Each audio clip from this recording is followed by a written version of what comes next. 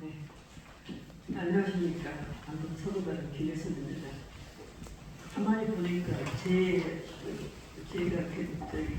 드린 페이지가 글이 제일 긴데 저거 제일 짧게 하라고 해서 좀 고민이 됩니다.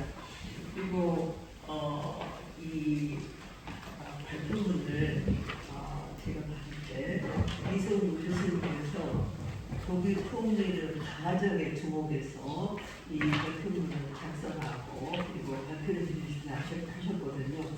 그래서 제가 좀 이쪽에 핵심 부담을 좀 이 통일 정책이 좀 길어지게 된 건데요. 그러나 그 통일에 대해서 그동안에 우리나라에 많이 알려져 가지고 굳이 세밀하게 얘기를 드리지 않아도 될 것 같고요. 그래서 큰 흐름을 위주로 간단하게 말씀드리겠습니다.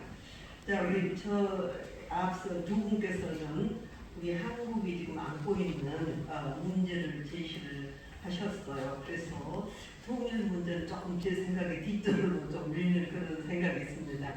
저는 통일을 이룬 독일이 오늘날 누리고 있는 그런 혜택을 보는 과정이 어떻게 진전되었는가를 몇 분야를 위주로 설명을 드리고자 합니다. 자, 우리나라 지금 남북 간은 관계는 굉장히 경색되어 있지 않습니까? 북한에서는 우리를 적대적 국가로 보고 있고, 그리고 그들은 하나적 상생 아니면 공생을 위한 그런 파트너로 보지 않는 것을 우리가 알고 있습니다. 자, 이런 상황에서 통일은 쌍방이 하는 것은 혼자 할 수 없어요. 이런 차원에서 북한이 뒷짐을 지고 있기 때문에 우리가 통일의 진전을 대화를 통해서 교류를 통해서 다양한 정책을 통해서 진전시켜야 되는데 그런 상황이 아닌 것 같습니다. 그래서 이걸 어떻게 할 건가, 특히 이재명 정부군이 들어와서 사회적 대화 활성화를 촉구한다고 하셨지만 제가 봤을 때는 이 양쪽 경색 관계를 하나적인 관계로 전환시키는데 굉장히 어려움이 딸 것으로 보고 있습니다. 자, 그러나 우리는 독일 통일을 봤을 때 크게 실망하고 그리고 여기에 낙담해서는 안 된다는 생각을 합니다. 독일은 통일은 여러분 아시다시피 갑작스럽게 찾아왔지 않습니까? 그러나 이들은 독일 통일 준비를 철저하게 해가지고 이 갑작스럽게 찾아온 그런 아주 위기적인 그런 사건을 잘 대처하고 오늘날까지 평화를 유지하고 안보를 유지하고 심지어 경제 발전도 이뤘다고 보고 있습니다. 자, 여러분 아시다시피 독일은 냉전 과정에서 연합국에 의해서 1949년에 분단되었고요. 베를린 장벽이 1989년 11월에 무너지면서 이 두 국가가 해체되고 재조성되어서 독일 연방통합으로 통일이 됐습니다. 자, 이런 과정에서 통일 이후에 통합 과정에서 많은 문제도 있고 시행착오도 있지만 오늘날 작년 통계에 보면 공소득 주민들 90%가 공소득 통일은 역사적인 아주 획기적인 사건이었고 그리고 통일에 자신들은 굉장히 만족한다는 얘기를 했습니다. 그건 뭐냐면 어려운 길을 가지만 지혜를 가지고 그리고 인내와 큰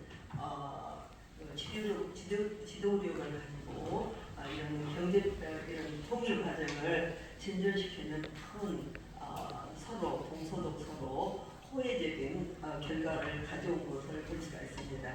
자, 이런 통일을 위해서 그동안에 거쳐온 여러 정책들이 있는데 이거는 제가 간단하게 설명을 드리겠습니다. 첫째는 통일을 하는데 제가 봤을 때는 독일의 통일 이후 통일 전까지 6총리가 있었는데 그 중에 4사람이 통일과 특히 동서방 통합에 큰 역할을 했던 분을 볼 수 있는데 이분들은 아데나워, 브란트, 슈미트, 콜 총리들입니다. 이 지도자들은 그들이 이 통 과정을 관리하면서 핵심을 지켰던 것은 연맹국이나 강대국에 자신들의 운명을 맡기지 않고 국제 정치 무대에서 자율성을 키우면서 국가의 운명을 개척해야 된다는 생각을 처음부터 끝까지 통일당까지 이어왔습니다. 그리고 이들은 국내의 정치적 활동에서 자주성, 주체성, 공정과 평화의 가치관, 그리고 정책의 연속성을 계속 이어온 것을 보이고 있습니다. 자, 그러면 아데나워 방공 정책부터 말씀을 드리겠습니다. 아데나워는 1955년에서 1969년까지 그 정책의 핵심을 방공 정책인 팔스타인 독트린을 적용했습니다. 이 얘기는 뭐냐면 동독과 애교 관계를 갖고 있는 나라하고는 그 관계를 자신들은 끊어야 되고, 그리고 서령과도 멀리 해야 한다는 그런 생각을 가지고 있었습니다. 그 이유는 서령과 이렇게 멀리, 경제하면서 멀리 봐야 된다는 생각은 아데나워는 다음과 같은 생각에서 이 소련의 경제를 정책의 핵심으로 받아들인 것 같습니다.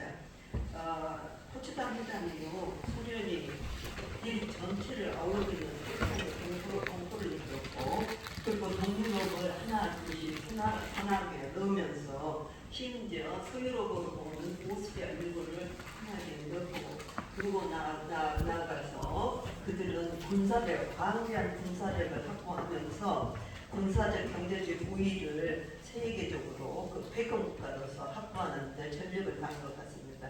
여기에 두려움을 느끼고 소련의 경제 정책에 들어갔다고 봅니다. 다음에 이들이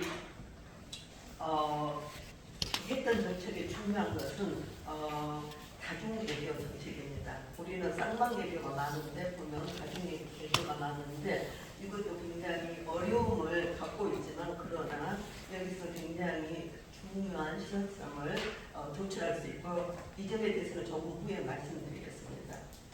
그래서 아데나워는 한편으로는 소련을 견제하고 그리고 동독을 배제하는 정책을 쓰면서 소련에 대한 두려움으로 자신들이 독일이 동독은 소련으로 선하게 들어있고, 그리고 국경을 동독하고 같이 하기 때문에 제일 위험을 먼저 받는 나라이기 때문에 이들은 이 위험을 벗어나고 그리고 고립을 벗어나기 위해서는 서방 국가하고 특별한 애교 관계를 맺어야 된다는 생각을 합니다. 그래서 서방 통합을 추진한 것을 볼 수가 있습니다.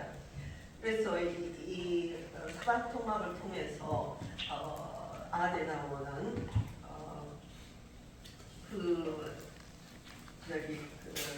자신의 경제 사회 구조적인 그 얼개를 구축해야 된다는 생각을 하고 있습니다. 자, 그런 상황에서 이 서방 통합은 여러 서유럽 국가들 아니면 서방 기구들의 가입을 아주 철저히 하고 있는 것을 볼 수가 있습니다. 그 중에 하나가 유럽 평화, 그리고 유럽 석탄 전략 공동체, 나토, 그리고 에너지 협의 유라톰 기구에 가입을 합니다. 이들을 통해서 자신들의 인정을 국제적인 인정을 아니고 처음에는 이제 서유럽이 되겠죠. 서유럽의 인정을 끌어내면서 이들과 협상을 통해서 소련을 견제하는 그런 정책을 세우고 있습니다. 그럼에도 이 아데나워가 느낀 것은 소련을 견제해서 자신들의 통일이나 자신들의 번영 그리고 안보를 합의할 수 없다는 생각을 가지게 됩니다. 그 이유는 소련이 연합국으로 미국, 소련, 프랑스, 영국이 연합국이었잖아요. 연합국이 전범국인 독일을 독일을 관리를 하고 있었기 때문입니다. 그래서 이런 차원에서 소련과는 느슨한 외교 관계를 실천하게 됩니다. 이런 과정에서 아데나우어는 프랑스하고 밀접한 관계를 이루어오고 있는데 그 이유는 2차 대전 전부터 프랑스하고 독일이 제일 유럽에서 제일 많은 전쟁을 일으킨 나라인데 이 전쟁을 다시는 일으키지 않기 위해서는 협력이 필요하다는 생각을 합니다. 그래서 프랑스하고 밀접한 외교 관계를 추진하면서 그리고 뒤에 가서는 두 나라가 유럽 기둥이 되어서 소련과 미국을 견제하는 그런 정책으로 선회하는 그런 과정을 들어가는 것을 볼 수가 있습니다. 그 다음에 이 정책, 공산주의를 견제하는 이런 정책은 사실상 공산주의 국가를 완화시키거나 그리고 이 동서유럽의 평화를 형성하고 유지하는 데 별 도움이 되지 않는다는 생각을 가지게 됩니다. 바로 그분이 빌리 브란트 총리였는데 그분은 여기에 대비하는 친동방 정책을 펼치게 됩니다. 여기서부터 그냥 동방 정책이라고 하겠습니다. 동방 정책은 동독을 위주로 해서 동유럽과 그런데 동구권이죠. 서련을 위시해서 동유럽하고 밀접한 관계를 가져야만 이 통합을 통해서 전체적인 유럽의 평화를 유지할 수 있다 이런 생각에서 동유럽하고 통합을 추진하게 됩니다. 아데나우어는 서유럽 통합을 추진했다면 빌리 브란트는 동유럽하고 러시아를 소련을 위주로 해서 동유럽 통합을 추진하면서 이 유럽 평화를 모세가 돼서 나는 여기 예를 씁니다. 거기에서 이제 중요한 게 금방 얘기됐던 동방 정책인데 이 정책은 사실상 접근을 통한 변화라는 그런 내용을 가지고 있는데요. 이 정책을 통해서 서로 위주한 동유럽과 교환, 교류 그리고 서로 상호 방문을 대화를 통해서 그리고 방문을 통해서 가깝게 접근을 통한 이들을 변화시키는 그런 작전을 하게 됩니다. 그래서 아데나우어는 아주 다른 길을 가지만 사실상 이 두 정책은 보완적인 과정을 겪게 되는 것을 볼 수가 있습니다. 자, 빌리 브란트는 사실상 이 정책을 진전시키면서 독일 조약을 독일 조약을 그 기조를 열어서 토론을 통해서 이쪽 방향으로 국민들의 합의를 이끌어낸 것을 볼 수가 있습니다. 그래서 그는 동방 정책을 통해 가지고 동서도 기본 조약을 체결하기 위해 그 과정은 쉽진 않았습니다.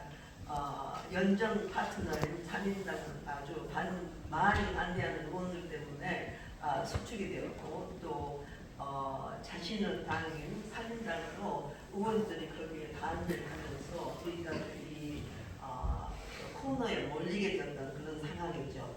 그래서 여기서 그는 어떤 의미에서는 아주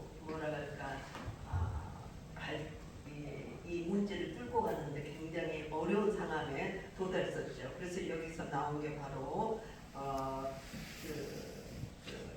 건설적인 국민 투표라고 할까요? 이 투표를 통해서 연방의회에서 이 정책을 승인할 건가 그렇지 않을 건가 이런 거죠. 투표가 시작되는데 두 표 차이로 이 불신 투표가 실패됐습니다. 그러고 나서 브란트는 이 독일 동서독이죠. 기본 조약을 체결을 할 수 있었고 그리고 이를 토대로 동독과 동서 유럽을 통합시키는데 계속 그 정책을 실시한 것을 볼 수가 있습니다. 자, 1989년에 이르러서는 그 전에 동서도 기본조약이 사실상 프란스식에 굉장히 쇠퇴하기 시작합니다. 그래서 이 문제는 그 조약으로 인한 여러 가지 문제를 개선하고 또 내부적으로는 재정위기 그리고 거기에 대한 경제 발전을 추진하면서 이 모든 것을 프랑스는 모든 국민이 이해할 수 있는 수준의 발전을 해하지 못하면서 거기다가 본인은 모자가 아닌 한 사람이 동독 비밀요원이라는 게 밝혀지면서 사임을 하게 됩니다. 그래서 그러나 사임 이후에도 그는